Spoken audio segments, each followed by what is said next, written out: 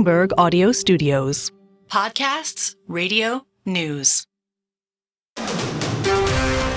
This is Bloomberg Intelligence with Alix and Paul Sweeney. The real outperformance has been the U.S. corporate high yield. Are the companies lean enough? Have they trimmed all the fat? The semiconductor business is a really cyclical business. Breaking market headlines and corporate news from across the globe. Do investors like the M&A that we've seen? These are two big-time blue-chip companies. The window between the peak and cut changing super fast. Bloomberg Intelligence with Alix and Paul Sweeney on Bloomberg Radio.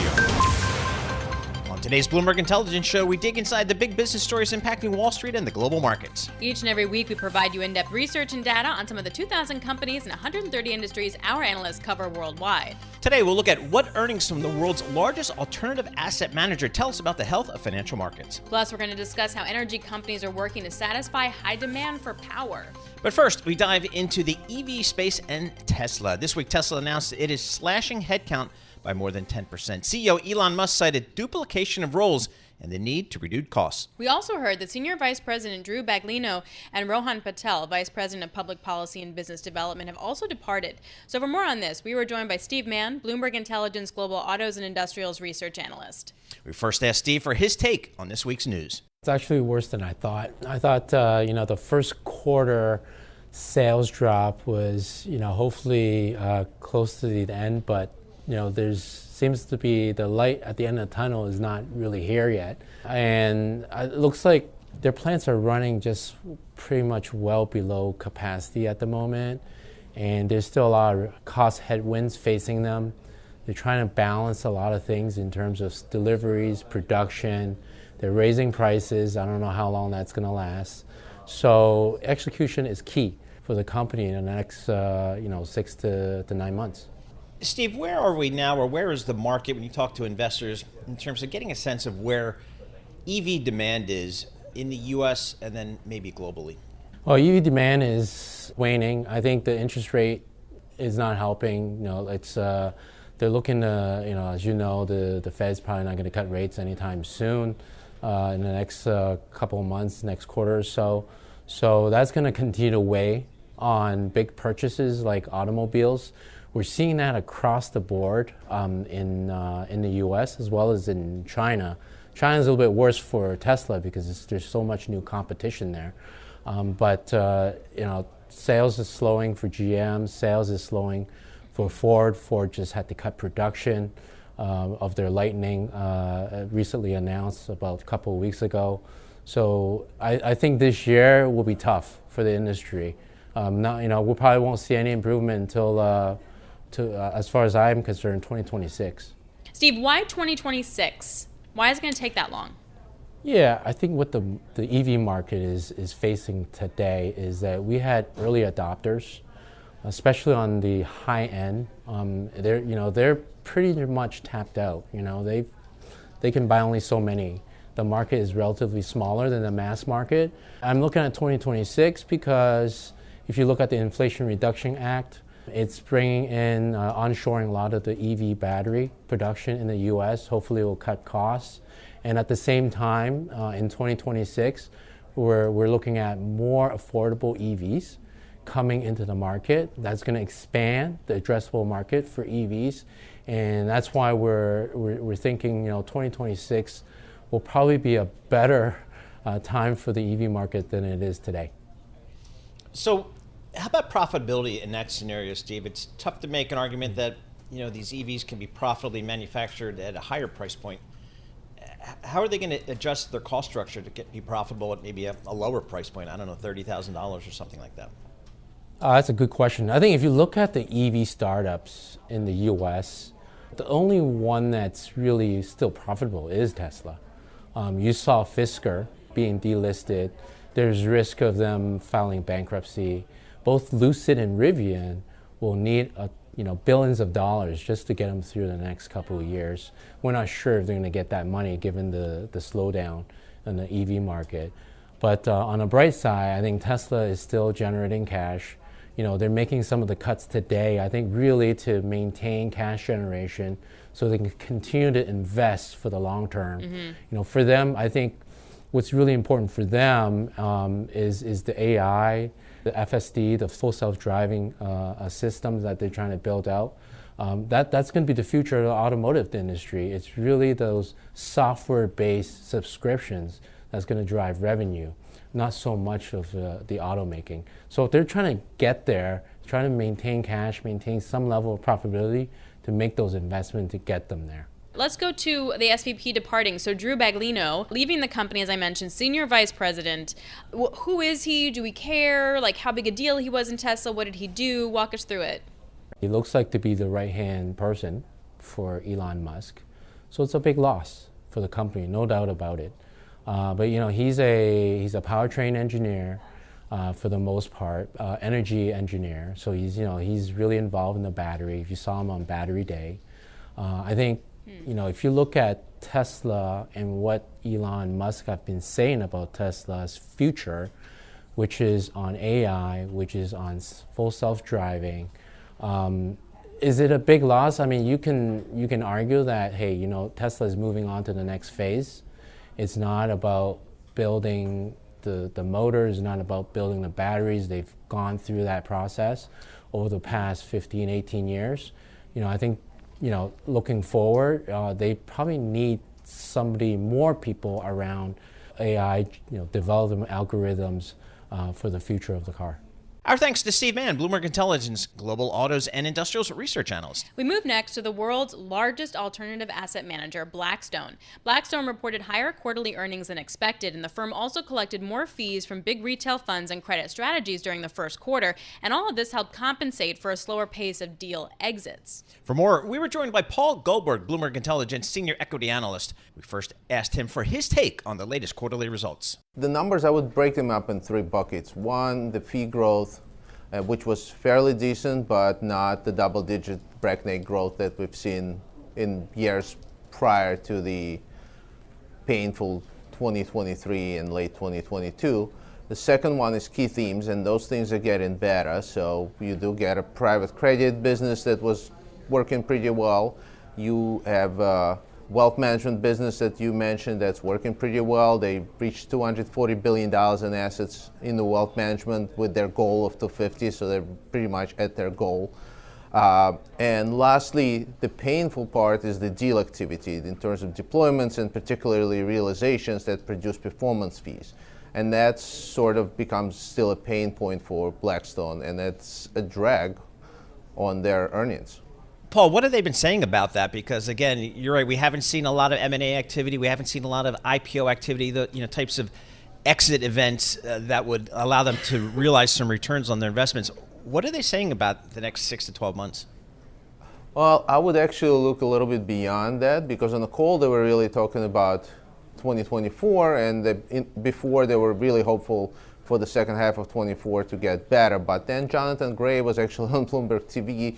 He kind of mentioned the more return of activity is probably going to be more of a late 24 and into 25 matter. So I would look a little bit beyond the next 6 months, maybe the next 9 to 12. If they have a hard time exiting investments, how do they then raise more money for new funds? How does that work?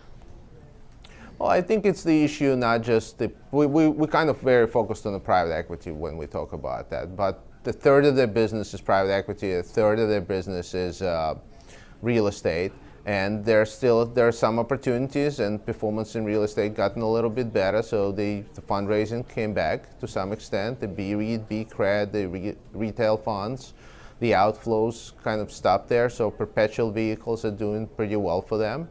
And the last category, the credit category, that's just been a very strong grower, and that's reached out about a third of their assets at this point. Paul, yeah, you mentioned real estate, and of course, historically, Blackstone's been a big player in the real estate business. What is their call on office? A, do they have a lot of exposure there? And B, how concerned are they about it? There was nothing discussed in terms of office really on the call. They have about 1 or 2% of total assets in office space, maybe even less than that. So it's a fairly small amount. They are super focused on the multifamily. During the quarter, they made a $10 billion deal for AIR Communities, that take private deals. So they're still very focused on that. They've been up for over the last 10, 15 years. They also gave some specific numbers around the logistics and infrastructure. So there's about $50 billion of investments in that already. We're talking about that's 5% of the total assets, just in that. Private credit, Paul. What's Blackstone say about this business? It's obviously just a booming business. Assets under management are just skyrocketing. There's some calls for maybe some greater transparency, maybe even some regulation of the private credit business. What's the Blackstone take on that part of the business? It's been very strong. As I mentioned, it reached about a third of their assets, $300+ billion. They do have a lot of different vehicles there. They do a lot of direct lending, but they also have the largest business development company, which is geared towards retail, BCRED. That's a huge vehicle for them. There was a lot of growth. First quarter, there were actually some questions because you had a syndicated loan market, lending from the banks come back to some extent, reclaiming some of the mojo that the private credit got last year. But it's a long-term game. So over time, there's still a lot of opportunity for private credit. We ran some numbers. If you think of investment grade and potential for replacement, especially for those insurance companies, it could be a $40 trillion addressable market. And private credit we're talking about 1.6, 1.7 trillion right now. So there's a lot of opportunity still to take the incremental 1 or 2 or 3% of that market still. Before we let you go, so Blackstone set the tone. What do you think the other big asset managers are going to come out with? It's a little bit difficult because the earnings for them kind of idiosyncratic to some extent because these are private investments, they're large, and sometimes they move in different directions. There's about 2 weeks until the next one reports, so most of them reports over the end of April and early May. I think from what we've seen from Blackstone, the private credit is going to hold fairly well, which is a positive for companies like Apollo and Ares. Private equity realizations, exits are still a little bit more difficult, so it might give some pain to the guys like Carlyle. KKR, they actually pre-announced their realizations a few weeks before the end of the quarter, so we know the numbers were pretty light. So that's not going to be a surprise, but on the other hand, rates are staying higher for longer. They bought out the rest of the business from Global Atlantic, so the insurance business is going to do well and provide them some earnings in that area. Our thanks to Paul Gulberg, Bloomberg Intelligence Senior Equity Analyst. Coming up, we're going to discuss how energy companies are working to satisfy high demand for power. You're listening to Bloomberg Intelligence on Bloomberg Radio, providing in-depth research and data on 2,000 companies in 130 industries. You can access Bloomberg Intelligence via BI Go on the terminal. I'm Paul Sweeney. And I'm Alix Steele, and this is Bloomberg. You're listening to the Bloomberg Intelligence Podcast. Catch us live weekdays at 10 a.m. Eastern on Apple CarPlay and Android Auto with the Bloomberg Business app. Listen on demand wherever you get your podcasts or watch us live on YouTube. This week, Bloomberg Intelligence Radio visited BloombergNEF's annual Energy and Climate Summit in New York. The summit brings together corporate executives, government officials, and industry leaders. This year, speakers at the event covered topics ranging from clean power, trade, federal U.S. policy, hydrogen, and climate technology. We begin with power, and we were joined by David Crane, Undersecretary for Infrastructure at the U.S. Department of Energy. David says the demand growth for power in the U.S. is going to be more than we thought. So for the last 10 years, power demand was up just 50 basis points a year, and now we're looking at 5 to 6% a year. And we first asked David what all of this means. Well, 5 to 6% in our world is huge. I mean, that's like tiger economies from the 1990s. And because of the long lead time of most things in the electricity sector, those 5 to 6% per year pile up if you're not getting after it. So what it means is, and what's very important in all this as we look at these transitioning to the clean energy economy, all these new technologies, is you always have to ask the time question. What do you need in what time frame, and what are the solutions that fit, that land within that time frame? You know, a couple of summers ago, my summer read was The Grid, fraying wires between Americans and our energy future. You read that? I read that on the beach, and people were laughing at me like, what a geek. Paul. So I feel like I know what I'm talking about here. And what I know is we need constant investment in our energy grid, and if Alix is right, that energy demand is going to keep increasing. That's even more so. What are some of the key issues that you need to tackle or trying to tackle, at least in the short term here? Well, first of all, I need to tackle what your summer reading is Yes. on the beach, because, Paul, I think you got to get a life if Yeah, that's exactly. If that's what Exactly. you're...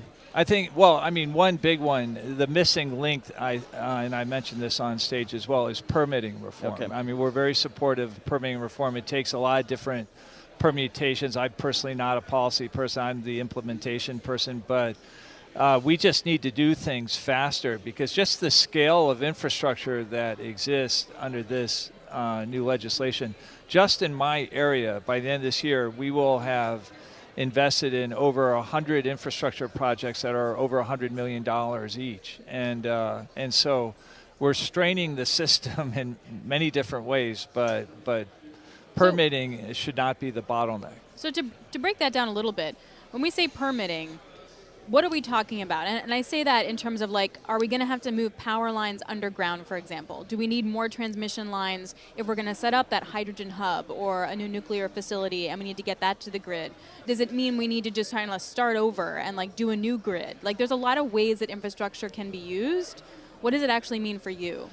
Well, of the two that you mentioned specifically, any of them, go ahead. Okay, well, I would leave aside undergrounding wires because that's more of a climate mitigation thing. It's where you need to do it. It's very important. But in terms of solving the demand issue, the transmission thing breaks into sort of two parts, and the answer is yes and yes. We need both. One is we need more transmission lines to move the energy around the country, or at least around regions.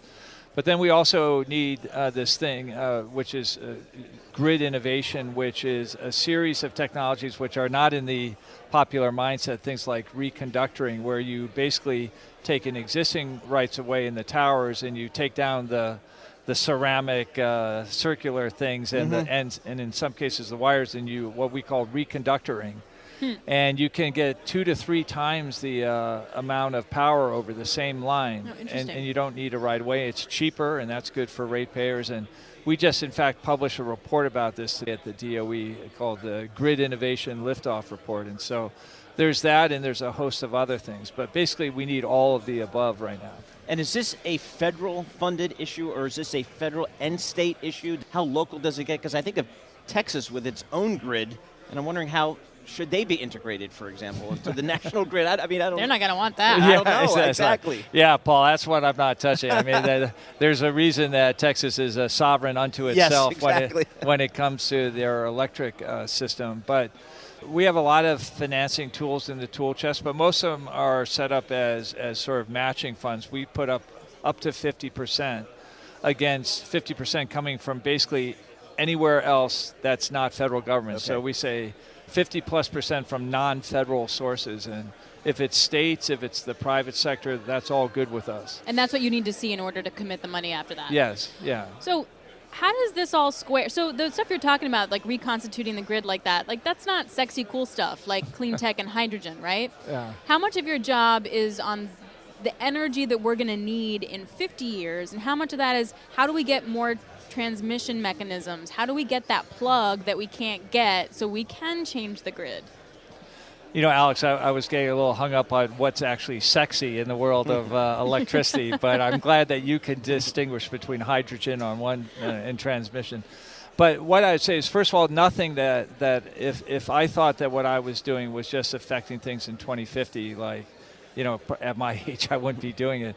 But we're aiming for the Biden administration goal of zero carbon electric sector by 2035. And so the premise of your question is correct. Because of this new awareness of demand issues, I would say that what I've been focused on my 2 years at the DOE is what does the system look like sort of between 2028 to 2035. First of a kind, fast following commercial. But because of this new concern, I think we're going to be even looking at more 3 to 5 year solutions. And that's where things like the grid innovation is important, because that's a 3 to 5 year solution. Our thanks to David Crane, Undersecretary for Infrastructure at the U.S. Department of Energy. And staying on power at Bloomberg's NEF Annual Energy and Climate Summit, we were also joined by Pedro Pizarro, President and CEO of Edison International. Pedro discussed the transition to clean energy and how to satisfy the demand for power that we're seeing right now. With regards to demand, we first asked Pedro just how high it is and who's calling. I can tell you from a Southern California Edison perspective, our utility, we had flat growth for the last 15 years. We're now seeing something like 2% load growth. And in our state, a lot of it is transportation electrification. I'm also chair of the Edison Electric Institute, which represents the investor-owned utilities across the country, about 70% of the load. 2 years ago, EEI members were forecasting something like a 2% load growth over the next years ahead. The most updated numbers are 4.7%. Wow. And I have colleagues in some states that are seeing 5, 6, 7%. So who's calling? It is electrification in places like California, more broadly across the country, but I think we're more leading edge there. It is data center growth, which we've read a lot about that. And then it's also the repatriation of manufacturing. The bipartisan infrastructure law is working, and it's bringing back a lot of manufacturing into the country, and that's another source. Oh, interesting. So can you, being your company and your industry, can you handle that increase in load? Yes. There will be some. Yes, and there will be some bumps in the road, right? I was sharing with Alix earlier that it's not the first time in our history of the industry we've seen this, right? Rural electrification, air conditioning load. So we've lived through these periods. It's been the last 15 years or so that it's been fairly flat. So how do we handle it? In the near term, right, you see a lot of focus of utilities working in their various regions, power companies, working with regional transmission organizations, and working with customers too, make sure we're using every tool available. Demand side management is important. Energy efficiency is important. But so is making sure that we can maintain and in some cases expand existing resources. And ultimately, we need to add new resources to the system. How do you pay for that? Because as yields have moved higher, stock moves lower, and then it's more expensive to borrow. How do you do it? Well, it is an investment in infrastructure that's needed. And this is an industry that's been investing for a long time. Our members at EEI have invested over $1 trillion over the last decade on infrastructure, $168 billion last year alone. Right? But that's eventually the ratepayer, right? It is eventually the ratepayer, right? And so we have a responsibility to make sure that that investment is economic, is being done thoughtfully, is being done efficiently. But importantly, this investment has multiple uses, right? There is the near-term need to keep up with demand, but there's also the longer-term need for investing towards decarbonization, right? And the industry's been going as clean as we can, as fast as we can, but while maintaining reliability and affordability. And so those investments are the same investments that are needed to build out the transmission grid, to add renewable resources, to add storage, and that helps with climate change mitigation. There's also investment that we're needing to put in to deal with climate change adaptation, right? The effects of extreme weather, the effects we've seen initially in California and now across the country in wildfire, right? So my own company has been investing billions of dollars to redesign the system to harden it against wildfires. Other colleagues are having to do that now. So all of these investments accrue to the customer benefit, whether it's to keep the system safer, keep communities safer, and also to support the demand growth that we're seeing. Alix and I spoke to David Crane, Undersecretary for Infrastructure at the U.S. Department of Energy, and he said one of his major goals over the next several years is to make permitting easier, so presumably to allow companies like yours to make these investments and maybe in a quicker manner. Are you seeing that, or what do you need to see? Absolutely need it. Okay. And so if you gave me a magic wand and gave me one wish for the industry, it would be that. Okay. Yeah, I don't blame you. All right. And we have other challenges, supply chain, labor availability, but it's really siting and permitting that needs the most help. Just to frame it for you a little bit, Paul, the analysis that we've done as Edison for California and what will take to decarbonize the whole California economy by 2045, it's a state's net zero goal, still feasible, right? But it will require significant investment for renewables, for storage, for the grid, $370 billion of investment statewide through 2045. That analysis, by the way, from an affordability perspective, back to your comment earlier, Alix, we do see that will put pressure on electric rates and bills, but because it's a transition, right? A lot of that electrification will be removing uses in the economy that today are using combustion processes with fossil fuels. These are more efficient technologies, right? The electric car is more efficient than an internal combustion engine car. We see the total energy bill for our average customer, electric plus gas plus gasoline, going down by 40% in real terms between now and 2045. So that goes to these investments having a co-benefit of affordability. As we look at how we, proceed with this kind of investment, we have to keep in mind that it has those multiple benefits. So that all of it has to work at the same time for that to be that 40% decline. Absolutely. And we need to be able to get the steel in the ground through siting and permitting. Right. Yep. And so part of our analysis showed that the rate at which we add transmission will need to be 4 times the annual rate that it's been historically. The rate at which we add distribution the lower voltage wires, only to be 10 times the rate. So when David Crane talked about siting and permitting, absolutely needed. And it's help that we need at both the federal and the state and even the local levels. Our thanks to Pedro Pizarro, President and CEO of Edison International. Coming up on the program, a conversation with Jeff Gustavson, President of Chevron New Energies. He believes the future of energy is lower carbon. You're listening to Bloomberg Intelligence on Bloomberg Radio, providing in-depth research and data on 2,000 companies and 130 industries. You can access Bloomberg Intelligence via BI Go in the terminal. I'm Paul Sweeney. And I'm Alix Steele, and this is Bloomberg.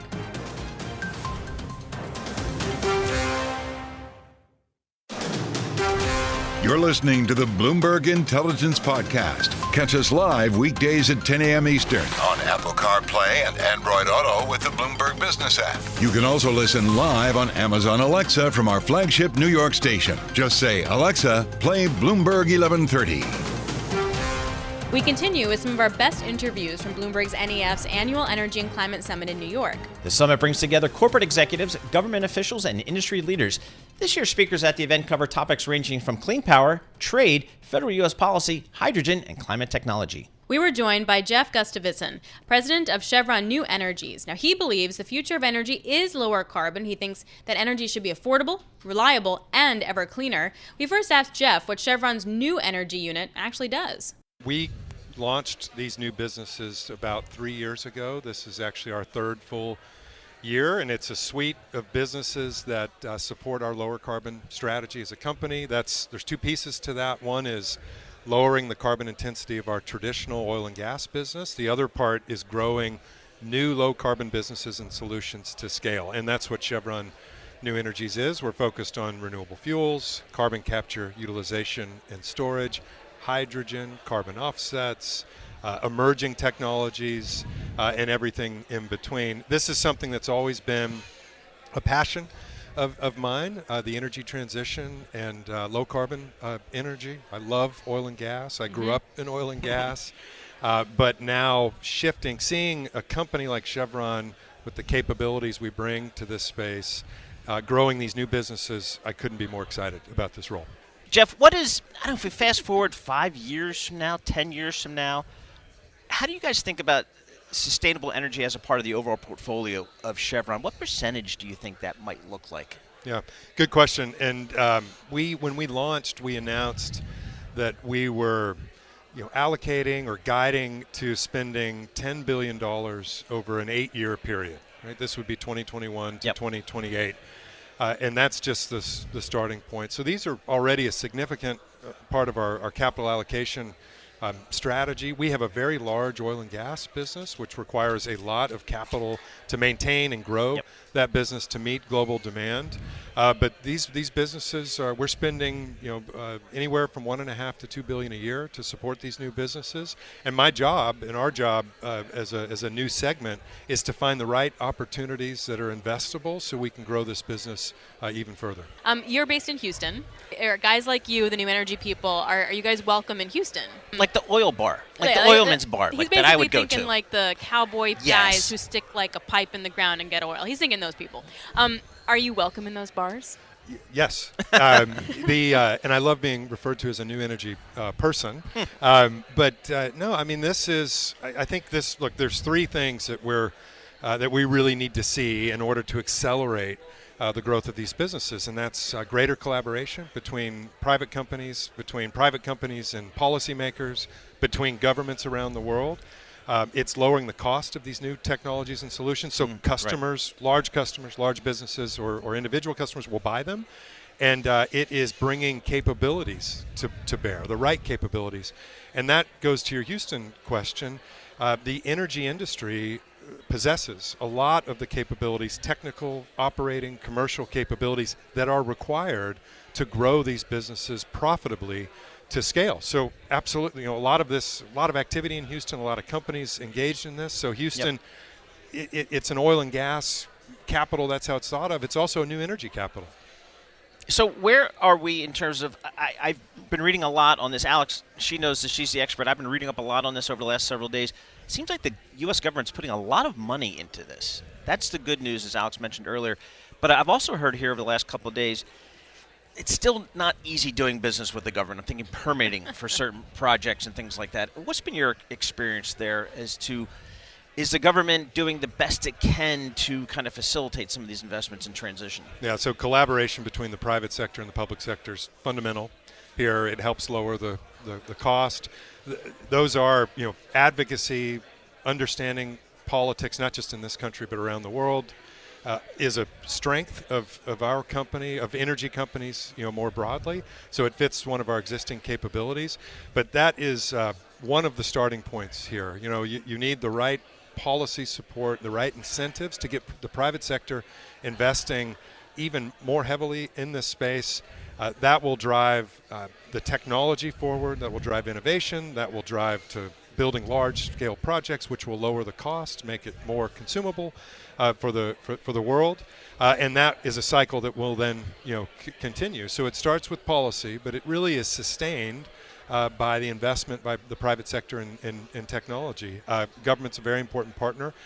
We've seen we're having really constructive conversations with the government, but you mentioned permitting.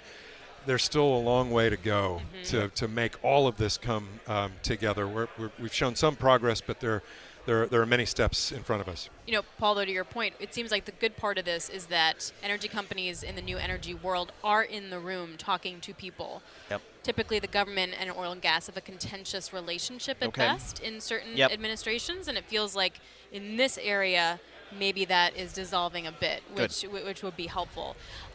Something that I've noticed, too, is that I think it was like $303 billion has been spent, I think it was last year, on all these new energy stuff. What I'm also hearing is that demand is a forgotten problem. Like all the money is being spent, but the money being spent on supplying the stuff and getting that cost down, but not enough is being spent on demand to incentivize a company signing up with you for ESAF or something along those lines. Is that true? There is a lot of money being spent in these new businesses. It's actually $1.7 trillion globally, compared to about $1 trillion spent in the traditional energy business last year. And we need even more to grow these businesses to scale. And you hit on a very important point. It is, and I'll use hydrogen as an example. It's not hard to produce hydrogen. It's harder to produce low-carbon hydrogen at a low cost, something that we're working on using natural gas as a feedstock or using electricity and renewable power as feedstocks to produce low-carbon hydrogen. But transporting hydrogen to the market, you need policy support in order to do that. You need technological innovation to do that, to lower the cost. And then importantly, encouraging consumers to buy hydrogen, making it easier for them to transition from a traditional product that they're using today to a lower carbon product that comes at a higher cost. That's where demand incentives and policy support will also be required. Our special thanks to Jeff Gustavson, president of Chevron New Energies. Staying at BloombergNEF's annual Energy and Climate Summit, let's have a look at Constellation Energy. It's an American energy company that provides electric power, natural gas, and energy management services. It also operates the largest nuclear reactor fleet in the United States. So for more on the company, we were joined by its Executive Vice President and Chief Strategy Officer, Kathleen Barron. And we first asked her about some of the other things that the company is doing in the energy transition space. Well, one of the opportunities we see ahead of our country is to find ways to decarbonize. And it's really hard to find a way to run steel manufacturing, agriculture, aviation, long-haul shipping on electricity, right? So we have to find another way to decarbonize that sector and find a liquid or gaseous or a solid fuel that we're going to have at the ready at any moment to power those industries. And hydrogen has emerged as an opportunity for the U.S. now that the Inflation Reduction Act has passed. There's a production tax credit for hydrogen in that act, and we see nuclear and hydrogen as an ideal pairing because, as you pointed out, nuclear is clean, but it's also firm, it's reliable, it runs 24/7, and so it can be a steady source of power to run into an electrolyzer, split water into oxygen and hydrogen, and then create that clean molecule that can power industrial applications. What color with a is clean that? Fuel. Well, we're trying to discourage the rainbow of colors and just talk about clean versus emitting, Copy. but it is called pink for what it's worth. Okay, just so we're clear. Yep. So I was fascinated to know, I didn't know much about your company. Your company has the largest or the biggest nuclear fleet in the country with 21 reactors. What is the future of nuclear energy in this country as we, again, think about more green types of energy sources? You know, it has changed a lot, even just in the last few years, in terms of public acceptance for the technology. Totally. It makes, I mean, not just our fleet, but the nuclear fleet generally generates 20% of the electricity that runs through this building we're in our economy every day. People don't really realize that, but it is the backbone of the power sector, and it is carbon-free, and as we just talked about, very reliable. It operates around the clock, no matter the weather, sun, wind, rainstorm. It's still operating. And we operate 21 reactors. We own 23. And so that's about a quarter of the U.S. fleet.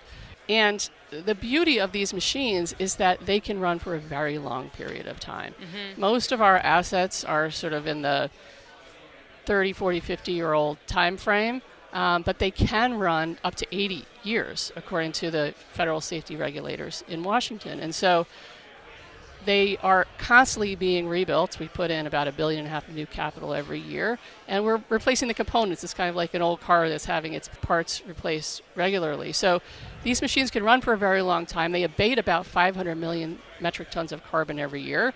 So it's in the nation's interest to keep them running, and with this growing public acceptance, we're seeing interest in corporate procurements, we're seeing interest from governments, we're seeing people valuing this thing that we don't have enough of, which is a clean, firm megawatt hour. So when we talk about the hydrogen stuff, so pink, so basically you would get the power to split the hydrogen from the oxygen and the electrolyzer using nuclear. Chemistry. Does that mean that if I'm building a hydrogen facility, I have to go where your power plant is, or are you going to be building a power plant, a small modular power plant near me, or are we running like a big tube of something in between me and you? So what we're talking about is using the existing reactors to power an electrolyzer, as you said, split the oxygen and the hydrogen. You could do that right up next to the power plant, so you put the electricity right into the electrolyzer, or you could put your electrolyzer next to your manufacturing plant or whatever process you're trying to use the hydrogen for. Say you're making sustainable aviation fuel, and we can ship the electricity over the transmission line to your electrolyzer with a dedicated power purchase agreement. That's sort of hydrogen by wire configuration. So either co-located with the plant or through the transmission line. Either way, you're going to have that steady source of zero carbon electricity going into the electrolyzer every hour. Can I go out and build a nuclear power plant in this country today? There is no reason why you can't. But thank you, Alix. There are a bunch of reactor technology developers who have new designs. You mentioned small modular reactors that are in the process of getting licensed. And there are some utilities who have created relationships with those technology developers for sort of co-development or, an advanced commitment. But none of them are under construction just yet. Some of them are going to be starting soon. For example, in Canada, the Ontario Power Generator has partnered with the GE 300 megawatt reactor design, and they think they have been through regulatory approvals and they will start construction sooner. But in the U.S., we've lagged. I mean, this is happening in Canada, it's happening overseas, and we don't have that market pull here. We don't have commitments as much as we should to get those new reactor designs through licensing and into construction and past that first-of-a-kind cost cycle. Our thanks to Kathleen Barron, Executive Vice President and Chief Strategy Officer at Constellation Energy. This is the Bloomberg Intelligence Podcast, available on Apple, Spotify, and anywhere else you get your podcasts. Listen live each weekday, 10 a.m. to noon Eastern on Bloomberg.com, the iHeartRadio app, TuneIn, and the Bloomberg Business app. You can also watch us live every weekday on YouTube and always on the Bloomberg Terminal.